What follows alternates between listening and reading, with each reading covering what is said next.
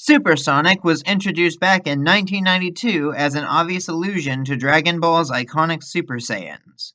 By using the power of all 7 Chaos Emeralds, Sonic could achieve a form that allowed him to overcome threats previously far beyond his limits. As time went on, other characters acquired the power to utilize this technique as well, and we were even introduced to the fabled Hypersonic that came about as a result of the Super Emeralds. However, in recent years, it's no secret that Sega has been more and more restrictive about utilizing these transformations. Not only have they confirmed that the Super Emeralds and Hypersonic are no longer canon, but they've also implemented a new, rather controversial stipulation. Only male hedgehogs are allowed to go super. This effectively means that, for the foreseeable future, the use of the super transformation is firmly locked to 3 characters: Sonic, Shadow, and Silver. No one else, even if they've gone super in the past, is allowed to achieve this fabled transformation ever again. Needless to say, this stipulation has caused some backlash among the fans, and I'll just put this out there right away. I agree with them. The idea of locking the full power of the Chaos Emeralds to certain members of a certain species based on their gender does sound rather nonsensical. Even so, I'd like to take a moment to play devil's advocate and look at the reason behind the stipulation. What is Sega thinking? And is it really as bad of an idea as it seems at a glance? Like many aspects of Sonic's lore, the Chaos Emeralds and their powers are something that has been expounded upon over time. They are a source of tremendous energy, capable of powering machines and altering living creatures. In the right hands, the emeralds allow someone to use chaos control, a technique that lets the user bend both space and time to their will in a variety of ways. There are also implications that individual emeralds may have slightly unique powers based on their color, but that's still a little up in the air at the time of this video. Of course, the most prominent use of the emeralds is the super form, a transformation fueled by abundant chaos energy. Now, as mentioned prior, chaos energy has the ability to mutate living beings, and not always for the better. Often it can lead to the creation of horrific monstrosities if left unchecked. However, when it is kept in check by a strong will and positive emotions, the usual outcome is the user being enveloped in a brilliant light and gaining access to various powers. Typically a degree of light and super strength, but super forms generally seem to also bolster whatever existing abilities a user may have. Supersonic, for example, can seemingly achieve speeds even faster than what he's normally capable of. Super Shadow's powers are amplified, allowing him to launch chaos spheres and even affect objects with chaos control much larger than what his base form could. Super Silver's psychokinesis is boosted to the point that it has a practically global range. Needless to say, these 3 really go to show how insane the power of chaos really is in the right hands. I think it's understandable then why Sega would want to keep the transformation limited to a handful of characters. As the saying goes, when everyone's super, no one will be. Once you start crossing the line and giving more and more characters the ability to achieve a super form, not only does the spectacle start to wear off, but it also comes with serious implications. I mean, we've seen that multiple characters can go super at the same time on multiple occasions. Just imagine if every single member of the Sonic cast could all use the power at once. Eggman would be beyond screwed. Plus, as established before, there does seem to be a sort of limitation regarding the typical super form. Namely, that anyone wanting to harness the power of the Chaos Emeralds in this way must have a strong enough will to do so. I imagine that channeling so much energy into one's body probably takes a hefty physical toll as well. I think it's only natural that, among Sonic's rather expansive cast, only a handful of characters would or should have the mental and physical strength to undergo such a transformation. I think where many take issue with Sega's mandate, however, is the phrasing. Only male hedgehogs. Again, I get wanting to limit the scope of who can use the Emerald's full power, but this feels like such an arbitrary way to limit it. You may as well just say that you only want Sonic, Shadow, and Silver to go super from here on. That does raise the question, though. If this limitation were removed, who among Sonic's cast could or should be allowed to undergo the transformation? The most common candidates in this discussion are Knuckles and Tails, in no small part because they've both actually had super forms in the past that Sega refuses to ever utilize it again. For my money, I think Knuckles absolutely should be allowed to use it. He's the guardian of the Master Emerald and is strong in both body and character.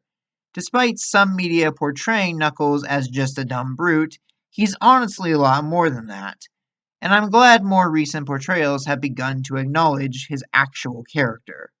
Tails is admittedly a little trickier. Sega seems to want to lean more into Tails being the brains of the group. He can still fight if need be, but his contributions usually come more so from his IQ and his skills with tech. This is a controversial subject to be sure, especially with how some games portray him. Still, I can at least understand the argument that Tails is still basically a kid, so him having the mental and physical fortitude to harness the power of all 7 emeralds might be a bit of a stretch. There's also the fact that Super Tails in the old games had the power to manifest flicky familiars to fight for him, which feels a little out of place with his current character. If they did bring Super Tails back, I feel like they'd probably have to rework his powers a bit to be more in line with the character as he exists now. Maybe some kind of technokinesis ability. The last main candidate for discussion is Amy Rose, a character with a somewhat tumultuous history. For many years, Amy was regarded as Sonic's crazy stalker, hunting him down and trying to force the guy to marry her, or otherwise getting violent when he didn't reciprocate her feelings. Of course, prior to that, the adventure games were well known for giving her a character beyond her infatuation with Sonic, and her more recent appearances in the comics and games have made an effort to recharacterize her in that vein as well. She still adores Sonic, but her entire personality no longer revolves around him. While it was a little ham-fisted, I think Frontier said it best. She has a lot of love to give to the world, and her compassion has proven to be a source of tremendous strength time and again. But the question is, does that warrant giving Amy a super form? I would answer that with a tentative maybe. I think Super Amy could work, but it feels like something that would work best as the completion for some sort of character arc. I think the potential is definitely there, but Amy as she currently is may not have the capacity to fully control the chaos energy. In fact, a lot of fan art and comics I've seen for Super Amy treat her super form as something of a sacrifice, a power she can maintain only for a short time before it starts to take its toll on her. I don't think that's completely necessary if we were to bring it into the canon, but that would be an interesting direction to go in. Of course, all of this isn't even addressing the elephant in the room, that being Sonic Superstars. That game has kind of a weird situation going on, in which Tails, Knuckles, Amy, and even newcomer Trip the Sungazer are allowed to achieve super-powered forms. But they're technically not actual super forms. I mean, they're functionally the same thing, but in the case of the first three, they only get a slightly glowing aura and a degree of invincibility. And in Amy's case, she can just chuck infinite hammers, I guess. In the case of Trip, it's simply her dragon form. This all feels like a somewhat clumsy attempt on Sega's part to meet the fans halfway by letting the characters power up while not technically breaking their own rule. There's also the weird situation that Sonic Superstars is set in like the classic Sonic timeline / universe or whatever that's even supposed to be now. So it's not necessarily canon to the mainline Sonic cast. That whole situation becomes more and more complicated the deeper you go, so we'll just leave it there for now. But why does all of this matter? Does the rest of the cast really need super forms? Well, arguably no, they don't. However, I do think the sentiment stems from the fact that Sonic's cast has been left largely to languish as background characters for several years, seldom doing much more than cheering the main character on from the sidelines. Many of these characters are heroes in their own right, who stood by Sonic and faced down potentially world ending threats with him on multiple occasions. Tails and Knuckles, in particular, are part of an iconic trio alongside the Blue Boar, and often accompany Sonic into the thick of it for many years. Amy has recently become a fourth member of the group, and yet, for whatever reason, they're not allowed to use the Chaos Emeralds themselves.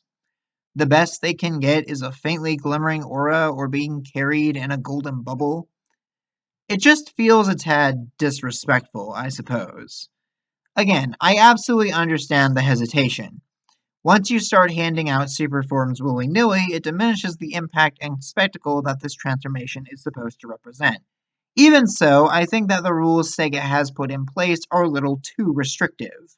All this mandate does is ensure that, while the rest of the cast may be playable now and then, Sonic is ultimately going to be the one to get the spotlight at the end of the day, and the only one to do so.